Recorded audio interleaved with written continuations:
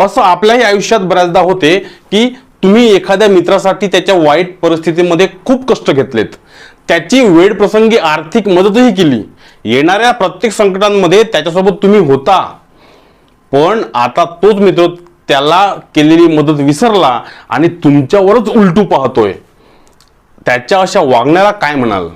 बघा, मराठीमध्ये इंग्लिशमध्ये म्हणजे भाषांमध्ये आपले सरकारचे अधिकारी कर्मचारी परिपक्व व्हावे यासाठी तुमच्याकडून मराठीचा परिपूर्ण अभ्यास केला जातो. मग यामध्ये फक्त म्हणीच नाही तर 21-22 प्रकारचे प्रकरण असतात, तुमच्याकडून करून घेतले जाते. TCS, IBPS असे प्रश्न विचारते आणि MPSC सुद्धा. तर याला काय लागेल, कोणता ऑप्शन लागेल?